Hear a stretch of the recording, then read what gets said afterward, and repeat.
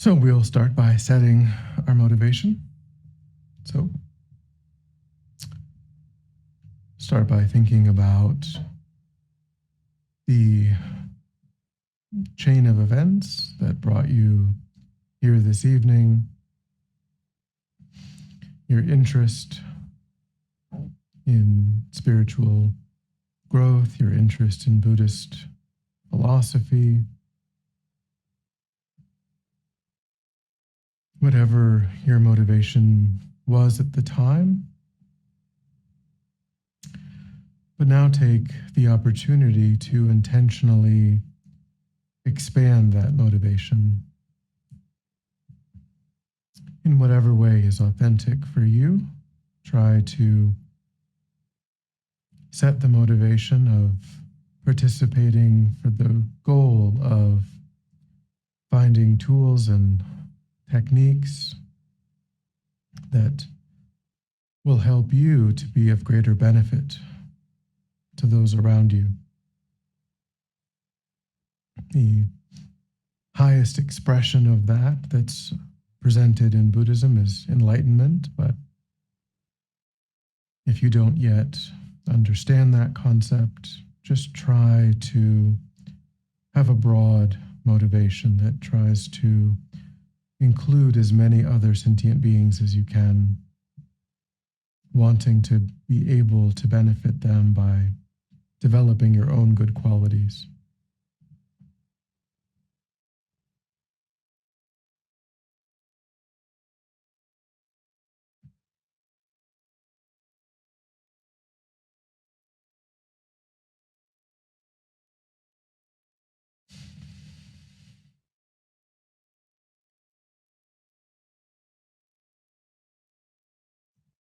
All right. So we'll go ahead and get started with the class. For anyone who is here to this series for the first time, this is class 2 of 4. Class 1 happened last week. It is recorded. It is on the YouTube channel. Unfortunately, my audio and my video completely desynced. So it's much more like a podcast than it is a video. But it is there, and if you just sort of don't look at it, you can listen to it. It makes sense. Well, I mean, it's going to make as much sense as it's going to make if you do it that way. I would encourage you not to try to watch it, because it's pretty challenging to try to, with the audio and the video are telling two different stories, but oh well. So, but it's on the YouTube channel, and all of the classes are going to be on the YouTube channel. So for people who were here, or if anyone happened to see the video before we get into new material, are there questions from last week, that material? All right. So we left off last week on the 4 noble truths, 4 things that are known to be true by those who have seen the nature of reality directly. And we covered really the first noble truth, and we talked a little bit about the second noble truth. So we won't rehash the first noble truth, but it is, broadly speaking, the understanding of true suffering or true unsatisfactory conditions. And then the second noble truth is here what I'm going to call true causation. Sometimes it's called true origins or true origination, but true causation is another way of saying it. So we said last week that the 4 noble truths are describing the existential condition that we find ourselves in as a sentient being. We find that our life is conditioned by these four truths. So the first is trying to understand the ways in which our experiences are not truly satisfactory. They're not truly in the nature of a real abiding sense of ease and contentment and peace, as long as we remain in cyclic existence, which we haven't really gotten to. But here we're going to get a little bit into that vein of a way of thinking by talking about the fact that the first noble truth has a cause. The first noble truth, the fact that our experience is marked by unsatisfactoriness in many ways, that part of our experience is caused by what are called the afflicted states. And here, the three root, sometimes they're called the afflictions, sometimes they're called the delusions, sometimes they're called, this particular list is sometimes called the three poisons, sometimes called the three root delusions or the three poisons. The idea with that is that although there are many varied individual afflicted states, they can be traced back to sort of combinations of these three root delusions. And what we said last week, in a way, is that this third, it's almost as if, I mean, it is true that the three root delusions are presented in one list as the three poisons. We could say almost, though, that the singular root delusion is fundamental ignorance. And from that, anger and attachment arise. And then independence upon some combination of those three to varying degrees, you can mix and match and get, these are sort of like the primary colors of the afflictions. You can kind of get all of the other afflictions by thinking about combinations of these. But as we go through the Four Noble Truths and as we look at the Buddhist path in general, what we'll see is that the most hopeful message, in a way, is that all we have to do is undermine and overcome fundamental ignorance. And by so doing, that is like cutting the tree of the afflictions at its very root. And simply by uprooting that single problematic mental state, every secondary afflicted state is just instantly removed from the mind. So the good news there is that when we study, for example, on Monday nights we have the first module of Discovering Buddhism, and in that there can be these lists of the root delusions. It can be taught in different ways, but sometimes that list can be found there. And you'll see that there are quite a few secondary and even tertiary delusion. The list is quite extensive. So when we see that, we might feel like, oh, well, they say that patience is the antidote to anger, and loving or sometimes loving kindness can be the antidote. And then with attachment, seeing the whole of the object and seeing its unpleasant aspects or less pleasant aspects. So we might think that I have 20 or 30 or 40 discernible problematic states, and therefore I have to spend my whole life playing whack-a-mole with, when anger is arising, I have to remember patience and loving kindness. When attachment is arising, I have to remember to see the object as a whole. And those antidotes are effective in the moment.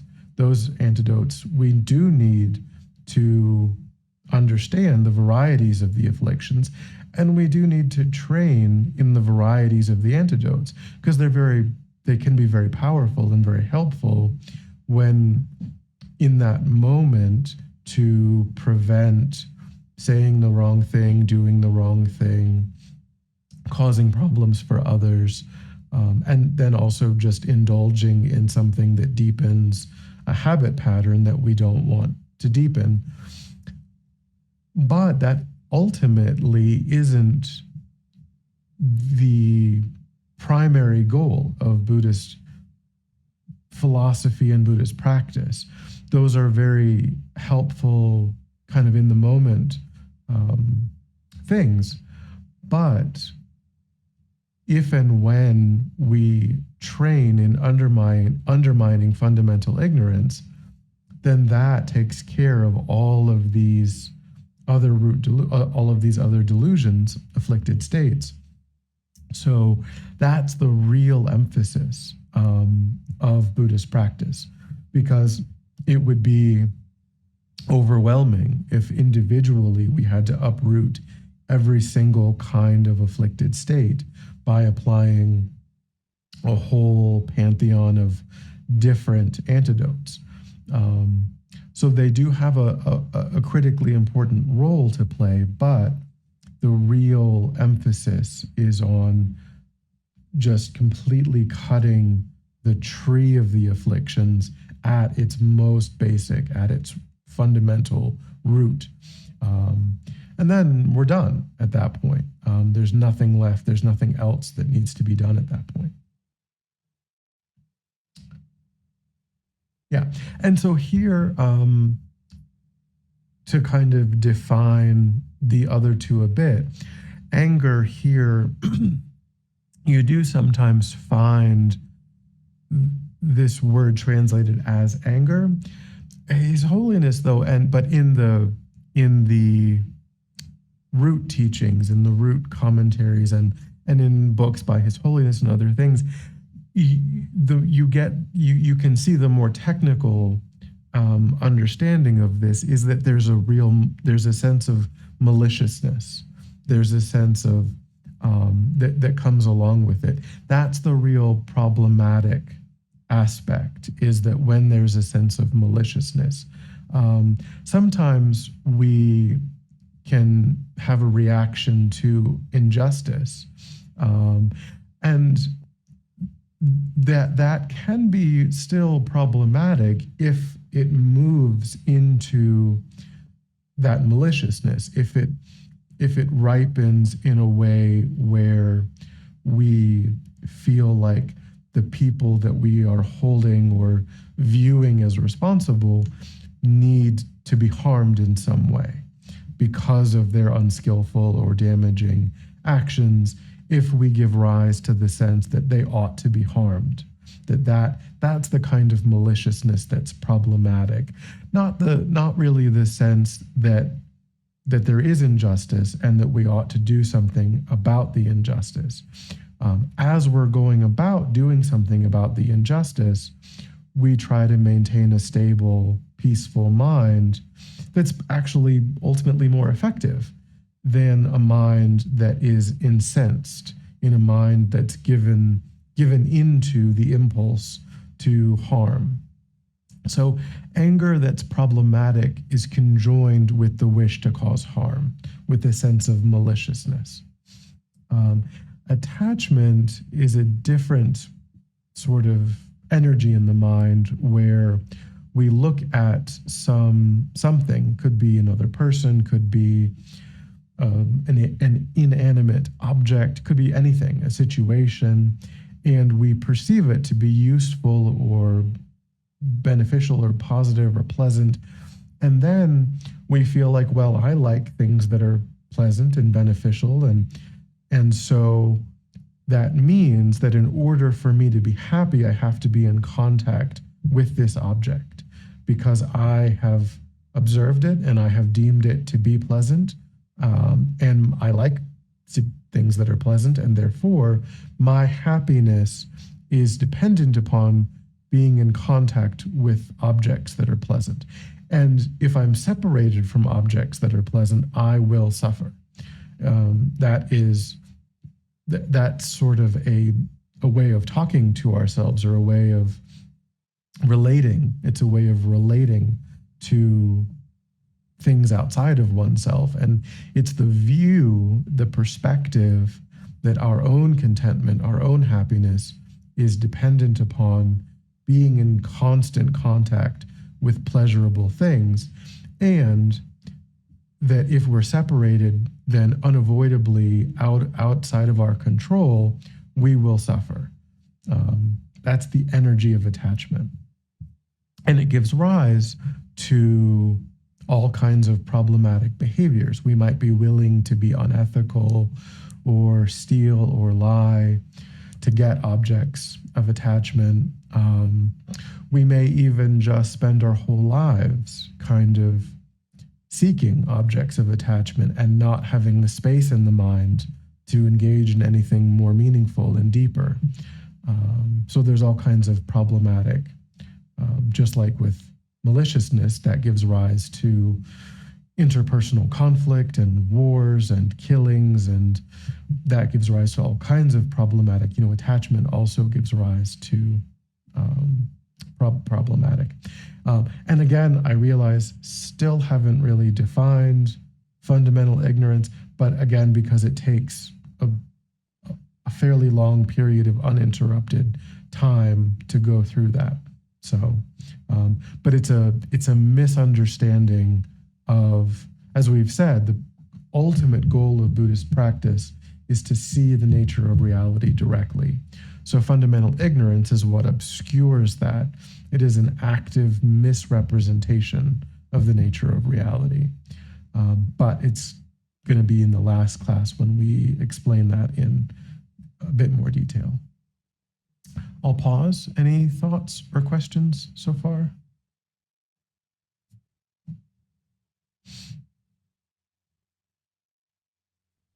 Nope. All right. So the takeaway here is that the First Noble Truth exists because of the afflictions, because of the fact that our mind presently is operating under the influence of the afflictions. And here just the three root delusions or afflictions are listed, but it's also true that there's many secondary and tertiary.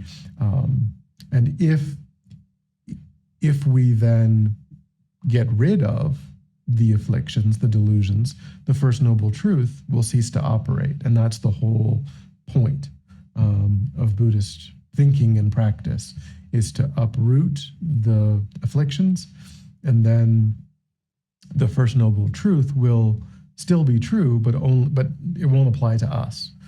It'll apply to the people who still have the afflictions operating in their mind.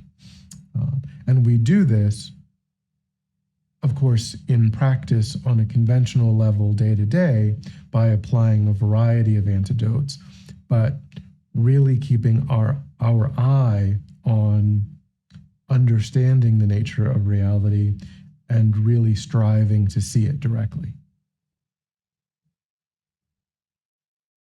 Okay. So then the third noble truth is true cessation. So again, this is cessation of the afflicted states, the cessation of the delusions, the afflictions. This is the goal of Buddhist practice, is to bring about true cessation.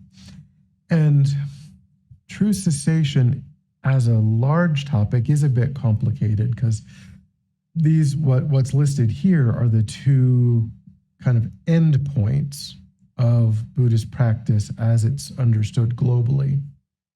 Along the way, though, if we wanted to get more complicated about it, it's also true that we can talk, as we progress along the path, they do talk about like individual cessations that occur in response to making progress along the path. So this is something that can occur, as we move toward these two endpoints.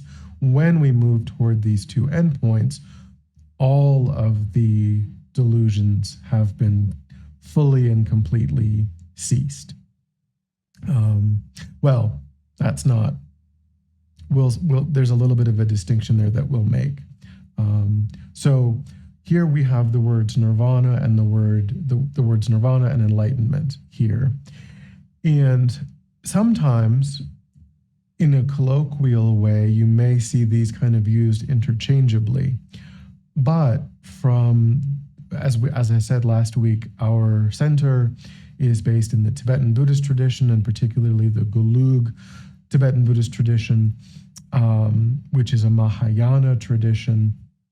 And so what we can say now then is that, maybe I covered this last week, but globally, Buddhism can be divided into two camps, essentially, two main traditions, the Mahayana and the Theravada.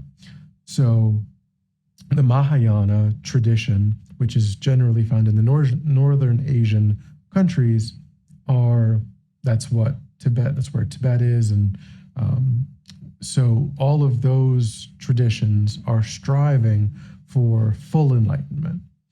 In the southern Asian countries, those traditions are following a path that leads to nirvana. So these are two paths, two vehicles taught by the Buddha, and they both, when they're practiced well and fully, they do both reliably lead to their particular endpoints. It's just that in the Mahayana tradition, it isn't nirvana that the practitioners are seeking, it's full enlightenment. So when I say that both of these are endpoints of true cessation, it is true that a person who achieves nirvana can remain in that, has achieved their own individual liberation from uncontrolled rebirth within ordinary existence. They have ceased almost all of the delusions. They are in a state that is essentially beyond suffering. But there is still a difference between a person who achieves nirvana and a person who achieves full enlightenment. And person isn't really the right word to use, because we're talking about the mind of a person who's actually, they were a person, but then they achieved these things. And then I don't know that we can still call them a person after that, but just it's kind of easier grammatically. So when a person achieves nirvana, what we would say from the Tibetan Buddhist perspective is that yes, they have achieved a cessation of suffering, but at the same time, there are what are called the subtle obscurations to omniscience or knowledge that persist in the mind of a nirvanic being, if you want to call it that. So you can achieve nirvana, but then having done that, there are still these subtle obscurations to omniscience or knowledge. They don't prevent the nirvanic state. They don't prevent the cessation of suffering. What they prevent is that consciousness from being able to emanate back into cyclic existence after that point. That mind is sort of abiding in a meditative absorption on the nature of reality and is separated from ordinary existence and can't really interact, can't influence, can't have any role in ordinary cyclic existence while remaining in that state. So that may not be a problem, for that, that is a being who is beyond suffering, but there are capacities or abilities that being does not possess. And there is a certain perspective from the Tibetan Buddhist tradition where it's kind of said that fully enlightened beings make an effort to, as they make an effort to benefit ordinary sentient beings and prevent them from suffering, they also make an effort to reach nirvanic beings and encourage them to continue training, encourage them to actually go further and achieve full enlightenment. So there's some teaching that sort of suggests that they can be roused from that absorption by enlightened beings and kind of have a chance to continue training.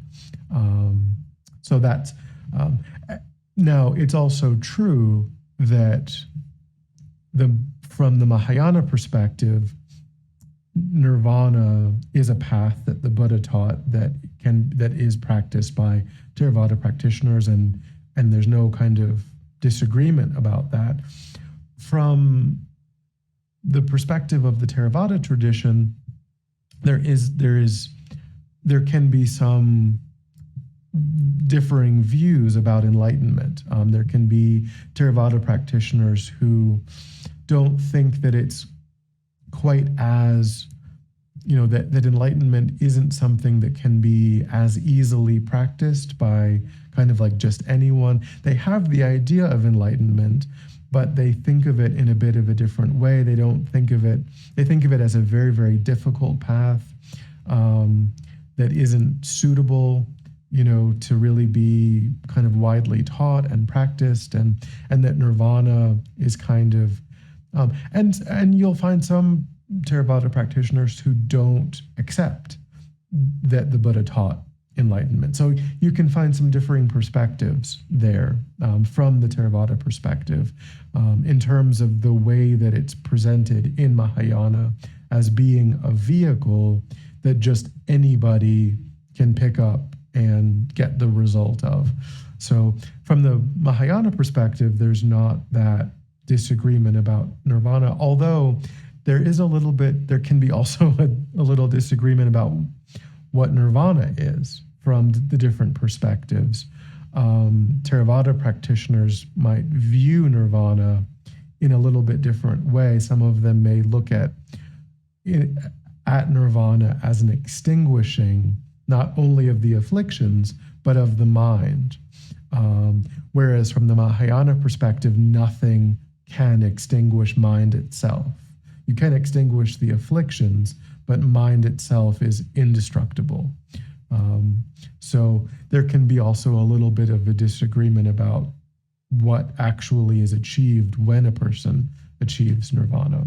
So we have these two different groups, and they don't always, and that has to do with the sutras being written down in different languages and sort of traveling at different times to different places, and kind of the isolation that happened. 2,500 years ago, there wasn't a lot of intercontinental travel, and so the way that things moved and the way that things were practiced kind of led to differing traditions arising. And then those differing traditions have kind of persisted. One teacher, many traditions by Thupten Chodron and His Holiness is a great book if you want to kind of look at this issue in more detail. Any thoughts or questions? Yep, Shayla.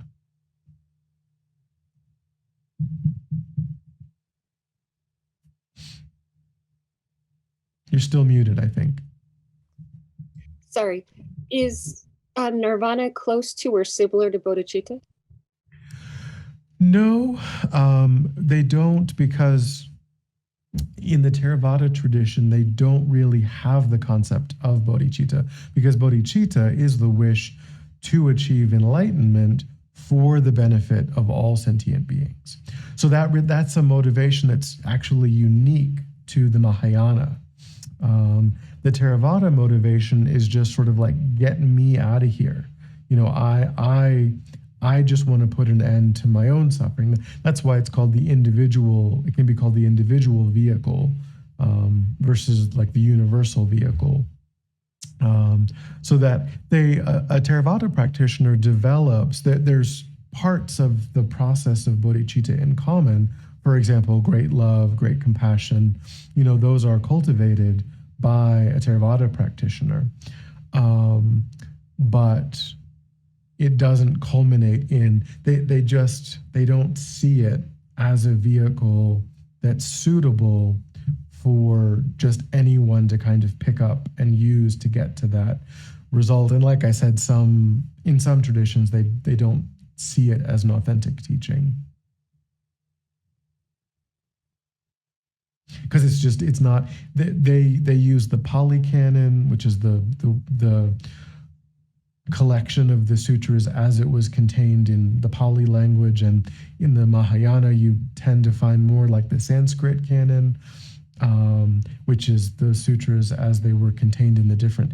So there's just all kinds of historical and cultural reasons why things spread in different. And also, of course, as the teaching spread, they contacted the unique cultures that were there, and the unique pre-existing religions that were there. And that has certainly an influence over what sutras were emphasized, what sutras were really promulgated, and what were kind of not.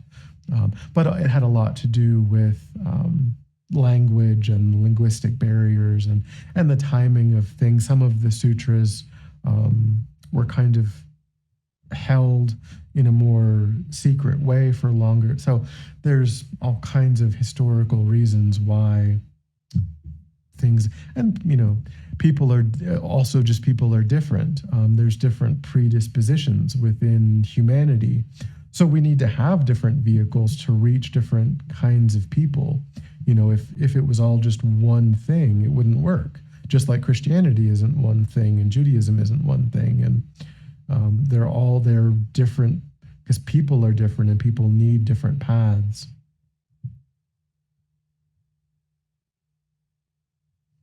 Yep. So if the Theravadan gets to nirvana for the individual purpose, and does that that's the end of it? That's there forever? And are there consequences? I mean, to some people that wouldn't sound like a bad thing. So why try to do anything further? And like you said, it's cultural, different traditions. Yeah, I mean, like I said, there is that sort of teaching where there's some understanding that they could still be reached by an enlightened being, and then they may actually become an enlightened being if they can sort of receive teachings from an enlightened being and kind of see that there's more to do. But otherwise, yeah, it is a permanent state. You can't spontaneously fall back from either nirvana or enlightenment. So once they are, unlike, let's say, calm abiding. If a person develops calm abiding and then they die, they're not going to have calm abiding in their next life. They may have some imprint that certainly they would have imprints of having developed calm abiding, and maybe meditation would be easier for them. Maybe they might make more rapid progress, but they've lost that realization of calm abiding. But nirvana can't be lost, just like enlightenment can't be lost. But from the Mahayana perspective, the consequence is that that they can't use that state in any kind of beneficial way for other sentient beings. So it's a more difficult path, you could say, enlightenment, but the goal is to not leave anyone out, to be able, given that the mind is indestructible, the mind is beginningless and endless, the best possible use of the mind is to be able to continually be of benefit rather than just being isolated and separated. But yeah, it's just a philosophical difference. Jai, you had a question? Yeah, it's more of a comment. And I don't know quite, I find myself inclined toward compassion. That's something in my life. But when I hear this difference between the Mahayana, Hinayana, I kind of cringe because it sounds judgmental. We've got two paths here going on. We're all on the same boat, but it feels controversial. And I think, what is the dynamic behind that? Perhaps I'm too politically oriented, but yeah, that's just something can you talk about that a little? Thank you. I mean, it can be, a person certainly, this is just to give people information about what's out there, the different options that are in the world. It certainly can give rise to there's many pitfalls to spiritual practice that can give rise to a sense of superiority, a sense of feeling better than, or so that and that can happen. That's a real pitfall of our practice just in general. We can look down upon people who aren't practicing, or all kinds of things can. That's just the ego co-opting our spiritual practice, which is just a real danger. So it's certainly not meant to be, just to talk about it in objective terms isn't meant to be pejorative. These are two paths that were both, the Buddha could have just taught one path. He could have, it was his wisdom that gave rise to the two paths. And so he saw the need for there to be different paths for different people, and for us to criticize that, that doesn't make any sense. But it is just to say that there are these two traditions in the world. That is just true about the world. But yeah, to say things like Hinayana, lesser vehicle, that can certainly, it's better to say Theravada practitioners, and to not feel like it's lesser than, and people may look at all of this information and decide that they want to be a Theravada practitioner. I'm certainly not saying that, it's just to give people information about what's true about the way, about what the Buddha did teach. Thank Linda, you. You have a question? Hello. So I don't know, this kind of came into my, head as you were talking. And I missed the first part of what you were talking about, but I used to sit with a meditation group many years ago, and I've just been finding it difficult to get into any kind of practice at all. I am an empath by nature, and so that that is good. I used to be a mental health therapist, so. But I guess I'm wondering, how do you know that there is impermanence, that that we are, and I don't know if you're using the word reincarnation, but that that we have had past lives and we will have future lives based on this life. How do you know that? Is that something you've experienced, or is that through the teachings, or is it just kind of a common sense knowledge that comes out of Buddhism? So the teaching on the beginningless and endless nature of the mind, it is something that it's a hidden phenomena. It's not something that we can directly establish in our own experience, right now. What's interesting about Buddhism, though, is that they don't have the idea of an unknowable phenomena. But even we can say that something is knowable, but just because something is knowable doesn't mean that it's instantly knowable just because we would like to know it. I might like to know about quantum mechanics, but that doesn't mean that the moment after I decide to know it, then I do know it. I have to study it. I have to create the causes and the conditions that would allow me to understand it. And the same is actually true of past and future lives. What they say is that there comes a point in a person's spiritual evolution where they will be able to remember past lives. They still, at that point, can't see future lives, but they would have a really, really unshakable foundation at that point. So that's pretty clear from all of the teachings that that people do reach that, and it really is just a side effect of deep states of meditative concentration, because the mind is the same continuity that existed in those previous lives.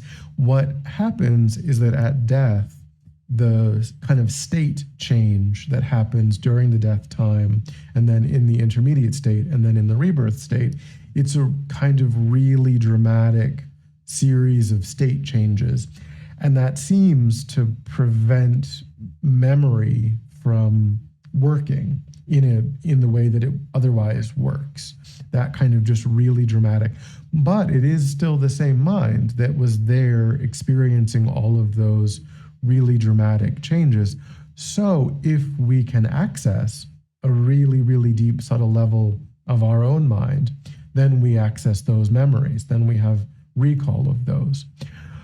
But we do have to, we don't have to, but the idea is that really until that happens, we're sort of inferring it on the basis of the extent to which we are developing greater and greater confidence in the Buddha as a valid teacher, as someone who doesn't mislead, doesn't have any reason to lie to people about things, is just sharing his own direct experience. We can also, to some degree, we can look at all of the stories. It's true, too, that there are special cases where there's some unique karmic situation that arises and people, typically very young children, can have some recall, where there's, of course, that doesn't happen often, but there are some special just karmic comings together where that does happen. And so we can look at all of those stories, and there are even some books that have tried to validate those stories. Dr. Ian Stevens is someone who's researched that and has written books about that. And there's other people that have tried. And so, some of those stories are really pretty convincing in terms of the memories that they had about things that they really couldn't have known, and then they were able to demonstrate through historical records or architecture, or that it really was the way that this person is remembering. And if even just a couple of those are valid, then that means something really quite profound about this idea. But yeah, so that it is, and we all have to decide for ourselves individually what parts of the teachings benefit our mind and are helpful and that we're going to really adopt, and what other parts we may feel like I don't have enough information yet, I don't know enough yet, and so I'm just going to kind of keep learning more, and then when I learn more, I'll kind of come back to that and see how it goes.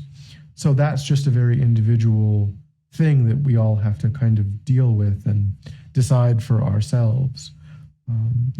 We're not obligated to have a sense, to agree with rebirth in order to practice. But it does have implications. I think it opens doors. If we accept the premise, if we accept it as a working hypothesis, I think accepting it as a working hypothesis opens avenues. And rejecting it, just completely rejecting it, kind of closes down avenues of. So it's something to kind of think about. But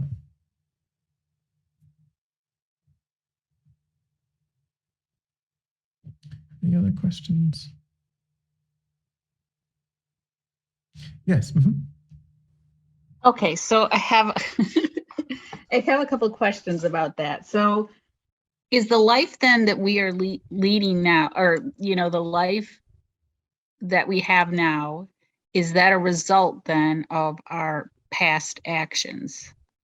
I mean, and is there a way out of our past actions in this life? I mean, can we do things in this life to change this life? I mean, because if our life now is a result of those past karmic reactions, is it like the manifest destiny, like, okay, we're doomed to whatever's going to happen, or can we actively change it, or do we only actively change the next life, either by practicing Buddhism, therefore we don't have the whole karmic thing if we reach whatever state you say, nirvana or enlightenment, or I'm just saying, so can we do things now to change this life, or is it the Buddhism? Is it Buddhism meditation, and that's what changes it?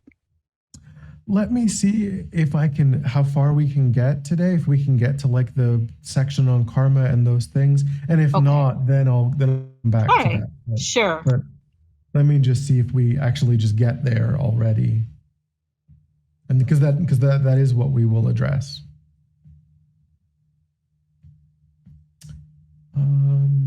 Yeah. Okay, so then the last of the Four Noble Truths are the true paths. So this is the path that leads to the cessation of suffering. And these are the three higher trainings, the higher trainings in ethics, concentration, and wisdom.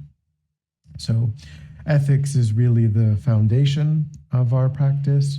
And then, ethics, knowing what kinds of beneficial actions to practice, to adopt, what kinds of harmful actions to diminish and separate ourselves from.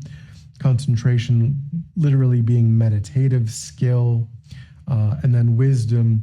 Here, wisdom is sort of can be separated into wisdom like with a lowercase w and wisdom with an uppercase W, because anytime that we come into greater contact with what's true, I would say that that's wisdom. So when we learn about, impermanence, or that's a kind of wisdom, and our actions are more, are informed by that wisdom. But also this particularly means wisdom in relation to the insight, understanding the nature of reality, that kind of wisdom with a capital W. So different kinds of, so these are the three main ways or paths that we engage in that will lead us to that cessation. We have to have an ethical foundation, we have to develop meditative skill, and we have to really apply ourselves to developing wisdom. And wisdom, as I said, also is understanding all of the varieties of the antidotes and skillful action and all kinds of wisdom with a lowercase w, wisdom with an uppercase w is the goal. Yeah.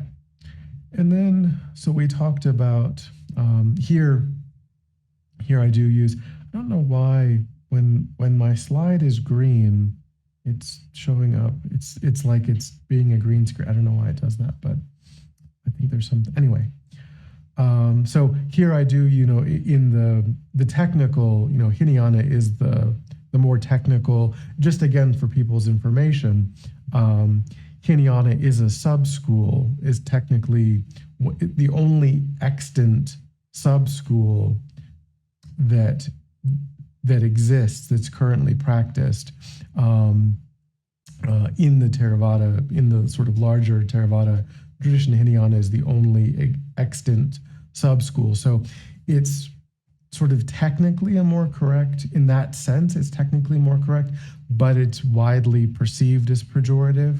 So it can be better not to necessarily be technically correct, but you're going to see the word, in your, when you study, when you read, when you, and you may see it in that more technical way where it's referring to an actual philosophical school of thinking,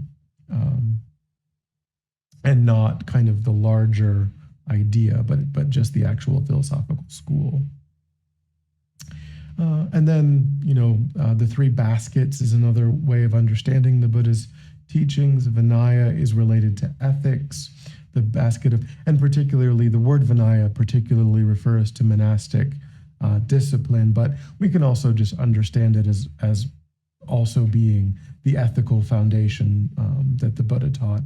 And then the sutra basket, all of the public sutra teachings of the Buddha. And then the Abhidharma literature, which deals with kind of Buddhist cosmology and deals with a variety of kind of topics about the world and about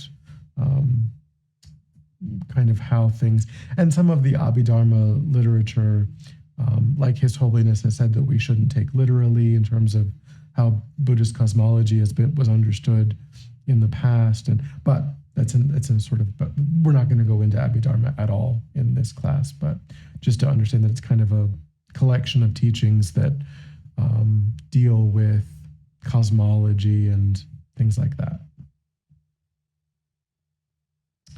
Okay. So now we're going to switch gears and talk about the mind in Tibetan Buddhism, kind of the Buddhist model of the mind. This is coming up in other classes right now, so you may have been exposed to this in those classes or in your reading in general. So mind and consciousness can be used interchangeably, and the definition of mind is that which is clear and knowing, or possesses clarity and awareness. And clarity and awareness can sound like it means something other than what it means. Clarity doesn't mean purity. It doesn't mean kind of unstained or pure. It really only means formless. It means sort of energetic and without shape, without color, without size. But it doesn't mean free from problems or free from difficulties or stainless, or because what we'll see is that, of course, the mind has various levels, but the afflictions for an ordinary being, the afflictions are operating in the mind. They are influencing the mind, and yet the mind is clear. And so we could say, well, a mind that has afflictions is misperceiving things left and right. And so in that way, the mind is not clear. If we use clear to mean pure or kind of totally accurate. But what's happening is that a Tibetan word is being translated into English, and that Tibetan word means formless energy, and the English word is the word clear, which isn't helpful. Then you have the word knowing or aware, and here again, it doesn't mean aware or knowing in an unmistaken way or perfectly. It just means when the mind is directed toward an object, that mind is capable of representing that object internally in some way. It's capable of developing some kind of internal awareness, understanding, representation, even if that awareness or representation is not totally accurate. It's colored by the afflictions in some way. There is still an internal representation. So the mind is a formless energy that develops internal representations of that which it is directed toward. And that's all that we mean by the mind.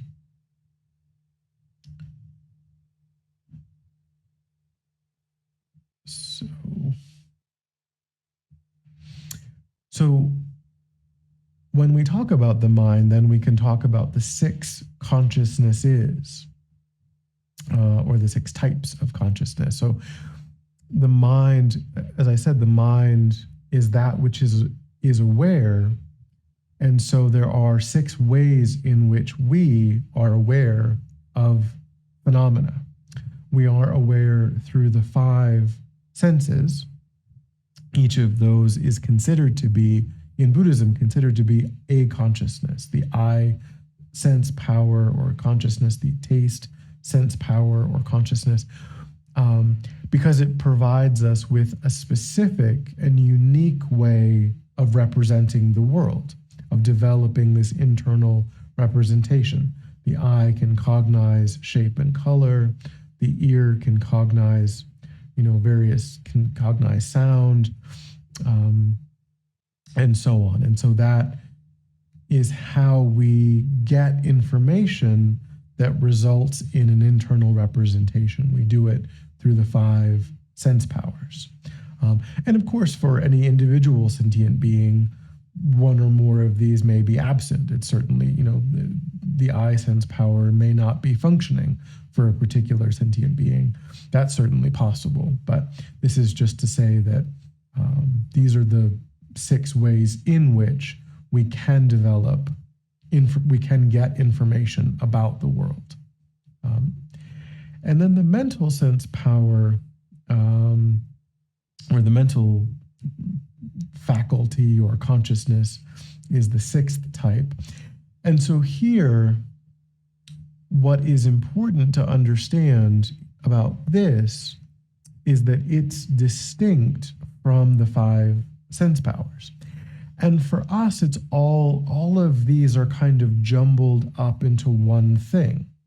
In our kind of subjective experience, we experience the mind not really as these 6 distinct things, but as one thing where all of these 6 are happening all at the same time, more or less. But this is a more precise way of breaking that apart and talking about it in a more scientific way, that there are these 6 things that are simultaneously happening, and our perception is of all 6 arising together. So what was really important about this is that when we see something, the eye is only cognizing shape and color, and it's the mental sense consciousness that is looking at that and saying, that is pleasing to me. I find that beautiful. I find that unattractive. I would like to be in contact with that. I would like to be separated from that. The mental sense consciousness is what layers judgment on top of the data of the 5 sense powers. It is what looks at a particular taste or touch or sight or sound or, whatever, and then says, I like this, I don't like this, I want more of this, I want less of this. That is all happening not in the eye sense power or the tongue sense power, but the mental sense consciousness or power. But for us, the mistake that we tend to make is that we think that the actual taste that arises on the tongue, in the mouth, at the first instant of the coming together of the food and the tongue, we think that pleasantness or unpleasantness is because it arises at the instant of contact. We think it belongs to the object that we contacted. We think that, we weren't experiencing deliciousness, and then all of a sudden comes this thing that we put on the tongue, and then deliciousness is there. So it must belong to the thing that we've added to our experience that wasn't there, is there, and then isn't there. And then, and that's not true. That experience of deliciousness is happening in the mental sense power, and it depends upon all of our previous experiences. It depends upon our culture, and because some cultures have certain foods, they don't have other foods, and then we go somewhere and we have certain preferences because of our culture, or even just our family, like what our parents liked and didn't like, what they fed us as a baby, even maybe our biology in some way. Maybe we have more receptors for something than other people. Some people can't taste sour in the same way, or they can't, so but we make the mistake of thinking that the judgment that we bring to the sense data is present in the object that we're getting sense data about.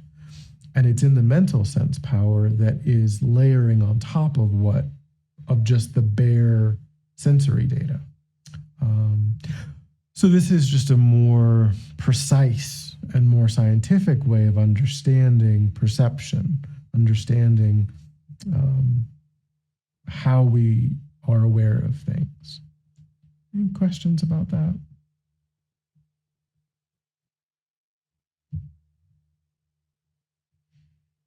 Okay. So then a mental event then is any discrete, describable happening in the mind. The looking at something, the tasting of something, the hearing of something is a mental event.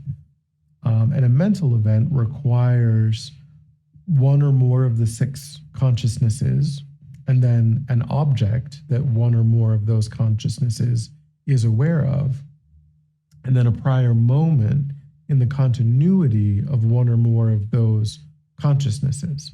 So, for example, when our eyes are closed, the eyeball is still functioning, but it's not perceiving anything outside. There's just darkness.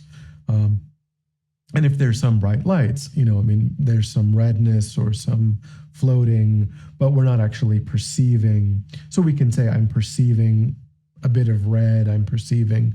But if we're in a totally dark room and our eyes are closed, then there's no continuity of the eye sense power, because there's nothing, it's not functioning. It's not able to function. So you have to open your eyes. They have to be able to perceive the world. And then there has to be enough light in that world. Or, if you have earmuffs that totally block all sound, then, you don't have a continuity of hearing. You have the capacity to hear, but there's not a continuity of hearing. You take off that earmuff, and then in the next moment, after doing that, you can hear sound. So you need to have a prior moment in the continuity of your sense power, and then you have to have an object of awareness. You have to have all three of those. The sense power has to be functioning. So, of course, if a person was blind, then they wouldn't have the eye sense power. So you have to have the sense power. Then you have to have a prior moment in the continuity of that sense power. And then you have to have an object that can be cognized by that sense power. And that is what forms any mental event. Because, of course, the mental sense power is one of those. So, like when we're in very, very deep sleep, a lot of this is subdued. They would say that the mental sense power is still operating even in incredibly deep sleep, but unless you're a really good meditator, you have no kind of conscious access to that. But it is still operating. But okay.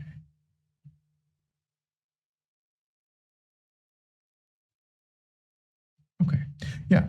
So then we can say that the nature of our mind is, as we said before, a beginningless and endless continuity of these mental events. So these six powers are operating in various ways at various times, creating these discrete, describable mental moments, mental events, and the mind itself is just a continuity of this act of perception that is both beginningless and endless.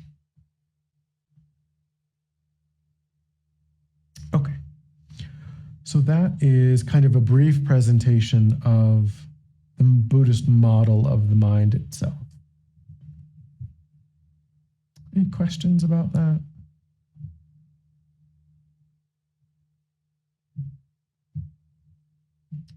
Okay, so we're going to switch gears again, switch directions, talk about a totally different subject. Here we're going to talk about what are called the four seals.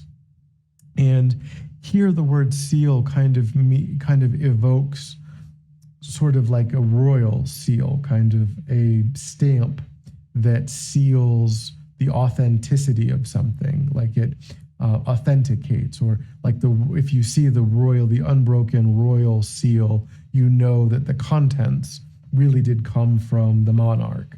It has sealed that as an authentic communication from the monarch. That's kind of what's meant by this phrase, the four seals. These are four things that authenticate a Buddhist teaching. And this applies to any Buddhist tradition anywhere in the world. If it doesn't meet these four criteria, then we can't say that this is what distinguishes or differentiates an authentic Buddhist teaching from some other philosophical teaching. Okay. So the first seal is all compounded phenomena are impermanent. Sorry, let me go back, make sure you got that. All compounded phenomena are impermanent. So we have to define compounded phenomena and impermanent to understand what we mean by this. So a compounded phenomena is anything that exists as a product, anything that is composed of other things, anything that has parts, anything that has causes and conditions that gave rise to it. So almost anything that we can look at or touch or taste or hear is a compounded phenomena, because even just music is a compounded speech, because it's a variety of different fluctuations of, or disturbances of, in the media of the air caused by vibrations. And so it's a compounded phenomena. It has parts, even though in a way it doesn't seem physical. Of course it is physical. You can move objects with sound. And So basically anything on our planet that you can interact with is essentially a compounded phenomena. So here the Buddha is saying that all compounded phenomena are impermanent. Anything that exists by way of causes and conditions or has parts is impermanent. And impermanent doesn't mean, what's a little tricky about the word impermanent is that it doesn't mean that it's temporary. We usually think of the word impermanent as synonymous with the word temporary, but it's not in Buddhism, in technical Buddhist language. Impermanent means that which changes moment by moment. That which changes moment by moment. So it's just simply no two moments in the continuity of any compounded phenomena are the same. That compounded phenomena is subtly different in that next moment. Of course, could absolutely be imperceptible to human sensory power. That's certainly absolutely true. But in some subtle way, and even scientists would agree with this, that it doesn't matter how small of a unit of time you look at, there's an electron that has gone away from that phenomena. There's a quark or something that has come into being or, shift. So in some incredibly subtle way, it is different. There are no two moments of the continuity of that thing that are the same, that are identical. And scientists would tell you the same thing that the Buddha is telling you here. But if someone isn't saying this, then we can say that they're not giving you an authentic Buddhist teaching. If they're saying that things don't change that compounded phenomena don't change moment by moment, we can distinguish that and say that, well, that's not something that the Buddha taught. You don't have to adopt what the Buddha taught, but this is just how to understand what the Buddha taught.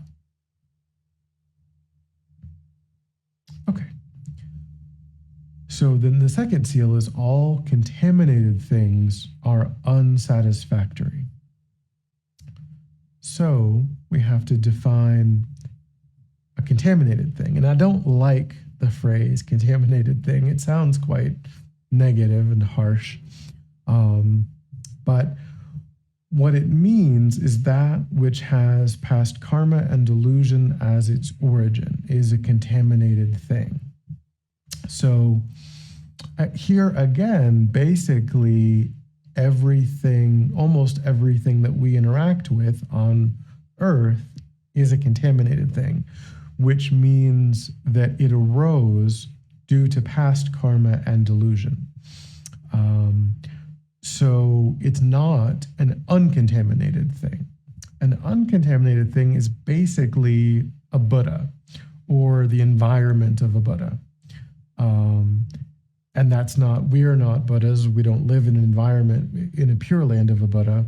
And so the earth, the people on the earth, there certainly could be enlightened beings on the earth. And so they wouldn't be experiencing the earth in the same way that we're experiencing it. But for us, since we are ordinary, this is kind of how we experience reality. The earth came into what Buddhism would say is that the earth, that our universe and the earth and everything in the universe is an expression of the collective karma of the sentient beings that inhabit that universe, that energy is really what gave rise to that environment.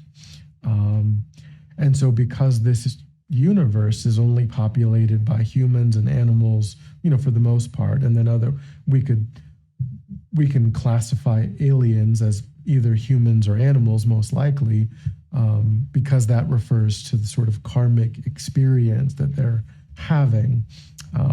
So if the aliens were kind of as intelligent as we are, or a little bit more intelligent, then we would call them humans from that perspective, because they're kind of having a similar karmic experience. And if they're quite dull, like animals, then we would call them animals. So all of the sentient beings that pervade the universe and all of the worlds that pervade the universe are contaminated things, which only sounds negative, but it only just means that they're not enlightened things. They're ordinary things. So, but it sounds quite harsh. But, and then the third seal, and after we go through these, I'll circle back for questions. The third seal is all phenomena are selfless. So this again is something I've put pins in various things that we'll come back to, and this is kind of part of that. This idea of selflessness is something that will, again, because we need to address it in a longer chunk of time, but it refers to the lack of a solid, kind of like what we said about when we contact something that we enjoy, we think of that the nature of it as being enjoyable. That is kind of giving it a self. That view is like saying, well, when this was on my tongue, deliciousness arose, so the object must be delicious. That's kind of giving it a self, kind of giving it an essence. But because that perception of deliciousness didn't arise in the nature of the object, because another person, you can put that on the tongue of a different person and they might be like, this is awful, get this out of my mouth, this is the worst thing I've ever had. And if that object was in the nature of deliciousness, then both people would have no choice but to experience it in the same way, because it actually comes from the nature of the object. But we know in our experience that people perceive the exact same object in different ways. The same piece of art, the same food, the same whatever. People perceive the exact same object in different ways, which means that objects are without that kind of concrete self. That when one person views it as delicious, the other person views it as disgusting, they're both right from their own unique perspectives. And that means that the object can be either one. And if it can be either one, it's selfless. That's kind of an imprecise and broad way of talking about the topic that we'll go into more detail in the last class. But if someone says, again, so this is to kind of say that if someone says that things have a definable intrinsic identity from the side of the object, then that's not a Buddhist teaching, because the Buddha taught that things lack that kind of concrete identity. And because things lack that kind of concrete identity, sentient beings are capable of experiencing the same thing in different ways.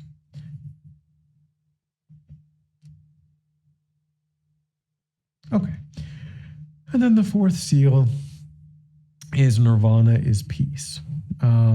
So again, here we talked about kind of the different tracks that there are in the world, but all Buddhist practitioners, even Mahayana practitioners, agree with the idea that nirvana is a true cessation of suffering. We can't say enlightenment is peace because, again, not all Buddhist practitioners would agree with that. So it can't be a universal seal, but all Buddhist practitioners agree that nirvana is a true cessation of suffering. Yeah. Okay. So any questions about the four seals?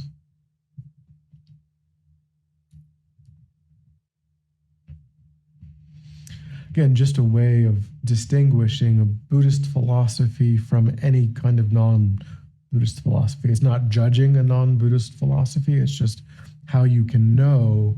Like if you read a book and someone says this is a Buddhist teaching, but it's contrary to one of the four seals, then you know that person is mistaken. That person doesn't, isn't, maybe they're either actively trying to be misleading, or they just don't know, they made a mistake somewhere.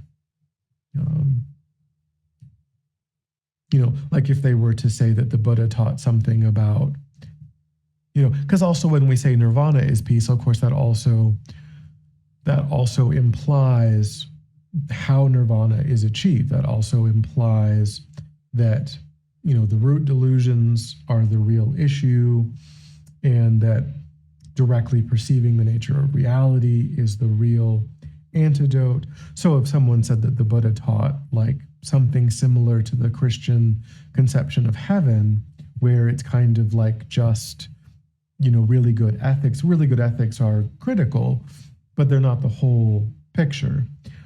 So if someone said that, what the Buddha taught was that people go to heaven based on, good behavior, then we would say, well, no, the Buddha taught that nirvana is peace. The Buddha taught that this particular way of removing, because the way that the delusions are removed really is the same in Theravada and Mahayana. There's a little bit of a distinction in terms, there's further training, there's further tools for the removing of the afflictions. But all Buddhist practitioners are trying to directly perceive the nature of reality.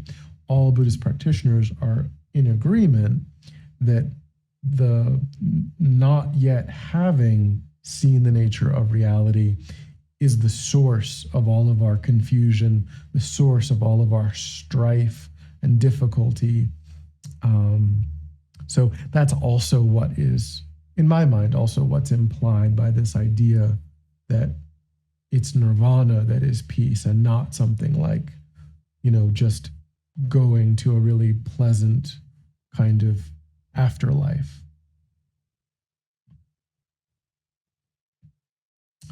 Any other questions?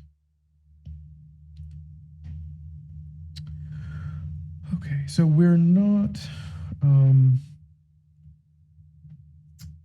going to get, as I said maybe we would get to teachings on karma, but we won't today. So I won't actually go into the 5 lay precepts. We will start with that next week. But so I'll answer the question about that is about karma, and kind of about the role that karma plays for people. And certainly the Buddha was very clear that karma isn't our destiny, that we're not that it's not inexorable or unavoidable. In the same way, though, what we can say is that if you have a table and you have a tennis ball on the table and you hit the tennis ball with a fair amount of force, then we can say definitely, unless you do something, the tennis ball is going to fall off the table. Like it hasn't yet, but you can just look at it and you can observe the length of the table, the speed of the tennis ball, and you can say reliably, unavoidably, that will happen unless you catch it, unless you stop it, unless you put something in the way of that happening. We can say that in lieu of that, absolutely 100%, that will happen. So it isn't to say that karma isn't dependable. The karma is dependable, but it's not inevitable or unchangeable. Our karma is always changing. Our karma is completely dynamic. We are, in every moment, we're making decisions about how to relate, and what to do and what not to do, and how to think, and what choices to make, and that is Venerable Ramita always says, programming the mind in a particular direction. If we start making more and more constructive choices, if we start trying to intentionally cultivate more and more constructive mental states and make better and better decisions and choices, then that's the direction that the mind will go. That's how we will start programming our mind. And then we will reliably get those kinds of results, because karma is still dependable. Now, it's true that we've already been born into this life, and we've been born into a particular body. We've been born into a particular set of circumstances that have already happened. So, maybe we had access to a lot of resources, or we didn't have access to a lot of resources, or whatever it might be. There are certain things that have happened, and those are the expression of past karma. So that might have already ripened, that might be ripening, and that is part of that dependability of karma. And that means that we didn't, if it's something not so great, if it's something that's unpleasant, then what that implies is that we didn't stop it. We didn't catch the tennis ball. We allowed the tennis ball to fall off the table because we didn't know what to do. We didn't understand. We didn't have the tools that we needed to be able to do it. We didn't realize, we weren't fast enough. We didn't do the things we could have done that would have stopped it. But now we can start learning those tools. We can start understanding what to do. So we can affect this in a variety of different ways. One is that we can learn what to adopt and what to discard. And we can really make an effort in doing that. We can make an effort in actively creating positive karma and actively restraining ourselves from creating negative karma. That will move the mind in a particular direction. But also, there are processes and techniques that deal with what's called, in English, again, not so much my favorite word, the purification practice. It kind of has a moralistic bent in my mind, and not my favorite. But it's this idea that we have in previous lives, and then just even, of course, previously in this life, we've engaged in unskillful actions. It was 10 years ago, it happened, nothing we can do about it. But if we go back to that idea about karma is dependable, then we can say, well, that is a particular tennis ball that we did hit on that day, and it is kind of moving toward the edge of the table. So it's a good idea to catch it. It's a good idea to stop it. It's a good idea to do something. And so unfortunately, we do inherit those unskillful, the karmic repercussions of those unskillful actions. We also inherit the karmic repercussions of all of our positive actions. We inherit both. We can't say that it's only the positive stuff, unfortunately. It's both. And so the positive stuff is great. Like all we need to do with that is kind of keep getting more of that.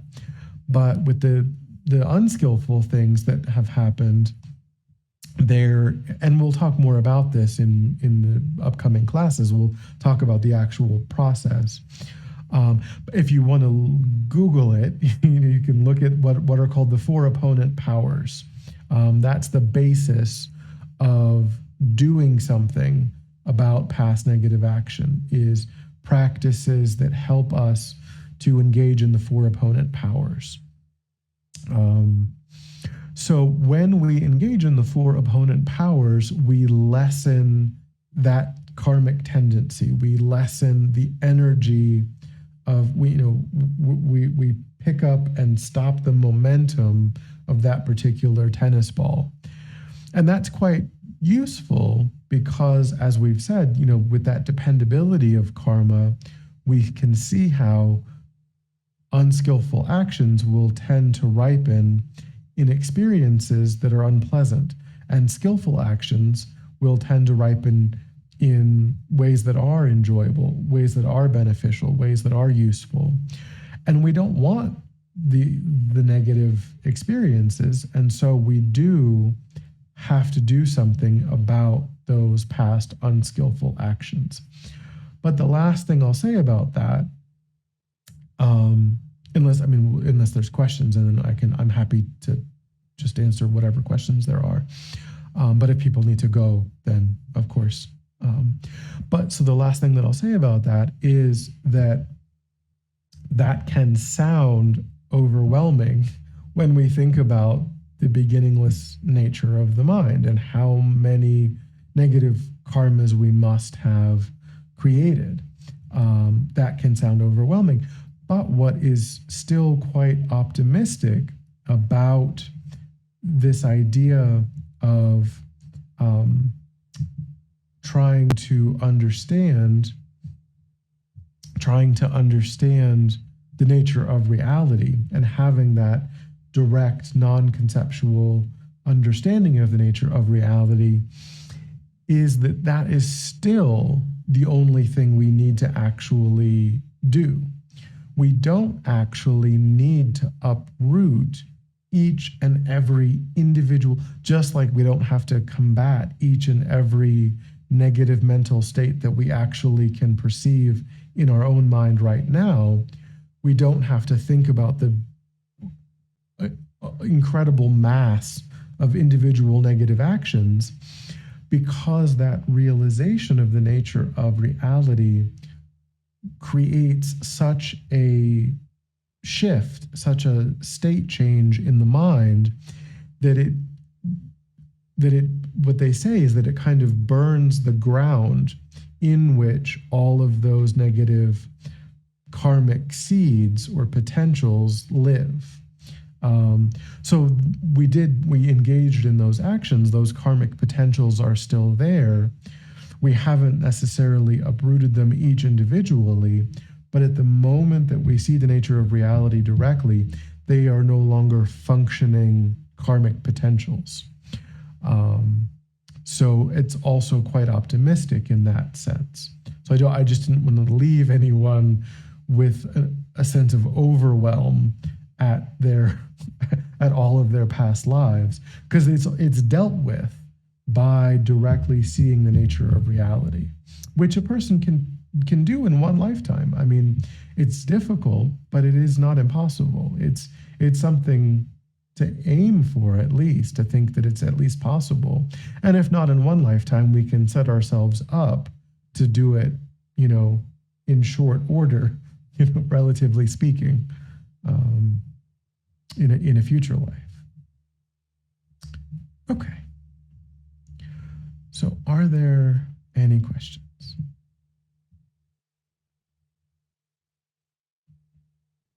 Yep, you can just, yeah. Mm-hmm. Linda. Oh, so, okay, thank you for that explanation about karma. So then, and I'm kind of late here. I'm like at 10:34 and 10:30 anyway. And I do have ADHD, so I do have a little trouble focusing sometimes. But you did mention earlier about afflictions, and I wanted to know, what are the afflictions that you are talking about there that are influencing the mind? I mean, I have an idea, but do you have specifics, or is that too much of a question at this hour? Well, so an affliction is anything when it arises, it disturbs the mind. It causes a sense of suffering and dissatisfaction in the mind, and it tends to motivate actions that cause suffering for others.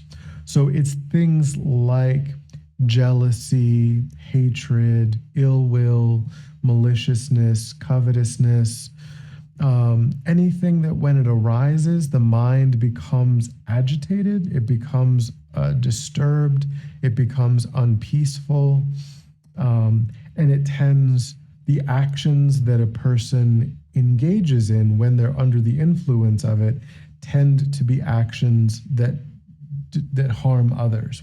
When a person is full of loving kindness, when a person is full of compassion, when a person is full of generosity, they don't steal, they don't kill, they don't lie.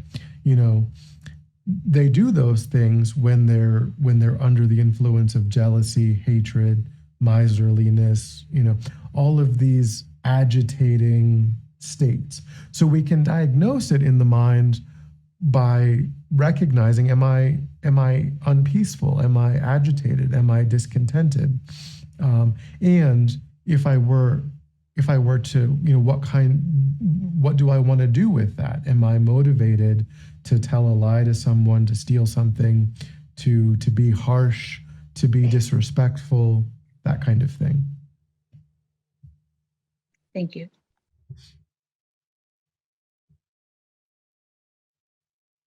Any other questions? Yeah, I've got my hand up. Yep. Just a quick one. And thank you, Jenna, for the suggestion. I'm just wondering if there's anything else that you'd like to recommend to us to read about all this, because it's a lot of topics, a lot of information. Yep, thank you. Let me see. I may not have. I can put my email address is just the word center manager at tnlsf.org. I'll put that in the chat. There is a resource list, kind of a further reading, and I can just email that to anyone who it should be on the, and by next week I'll put things on the event page. They're just not there right now. But yeah, if you email me, I can send you that resource list. Lovely. Thank you.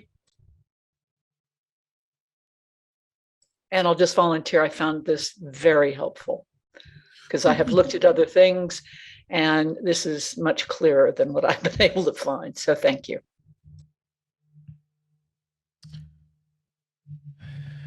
Anything else? All right. So we will just briefly dedicate if people are new.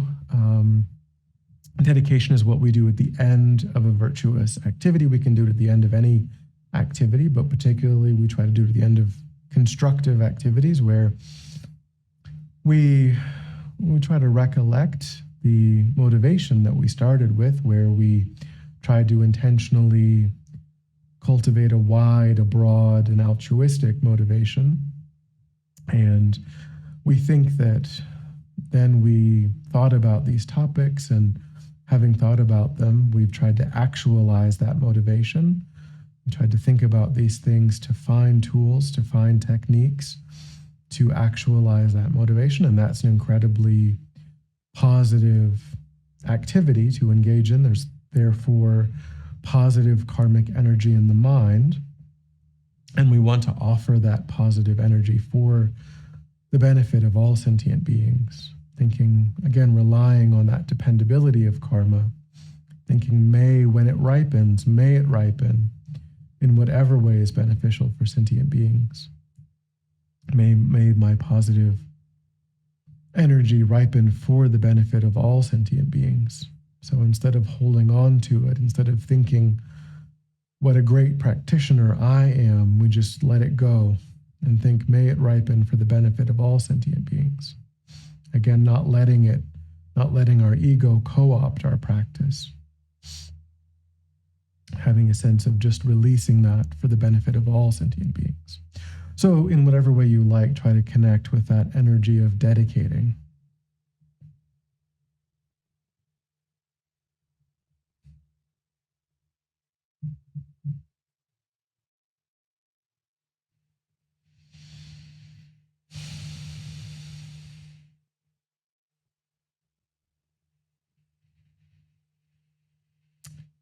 All right.